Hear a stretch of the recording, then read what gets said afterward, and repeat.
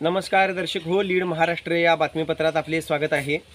सांगली लोकसभेची निवडणूक लागलेली आहे आणि सांगली लोकसभेच्या निवडणुकीमध्ये महायुतीचा उमेदवार म्हणजेच विद्यमान खासदार संजय काका पाटील हे फायनल झालेले आहेत।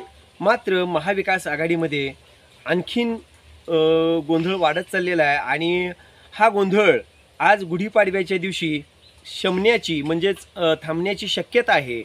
आणि आज मुंबईमध्ये महाविकास आघाडीच्या महत्त्वपूर्ण नेत्यांची बैठक आहे। मात्र या बैठकीमध्ये कोणता निर्णय येईल हे अद्याप तरी आपण सांगू शकत नाही।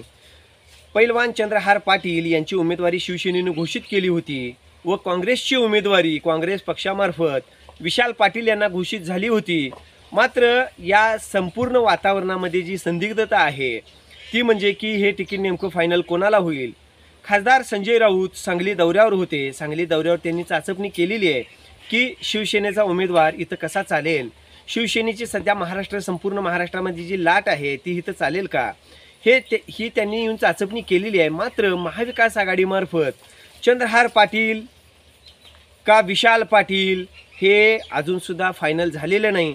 आत्ताची जी 11 वाजता होणारी मीटिंग आहे त्या मीटिंगमध्ये महाविकास आघाडीच्या हे फायनल होईल।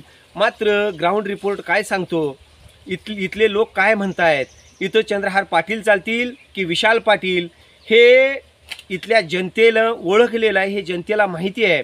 अनेक जण या संदर्भात बोलतसुद्धा नाही आहेत। मात्र याचा फायदा महायुतीला होतोय का हे बघणंसुद्धा तितकंच गरजेचं आहे। विशाल पाटलांनी कालच्या प्रेसमध्ये सांगितल्याप्रमाणे आज गुढीपाडव्याच्या दिवशी हा मुहूर्त लागेल का व त्यांना महाविकास आघाडी अंतर्गत तिकीट मिळेल का हे बघणं फार महत्त्वाचं आहे।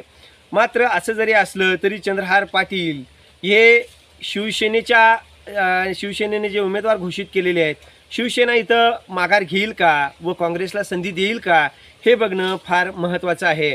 मात्र आज गुढीपाडव्याच्या दिवशी महाविकास आघाडीतील काँग्रेस पक्षांतर्गत कार्यकर्ते जे आहेत ते मात्र एकच आस लावून बसलेले आहेत की इथं विशाल पाटील यांची उमेदवारी जाहीर व्हावी।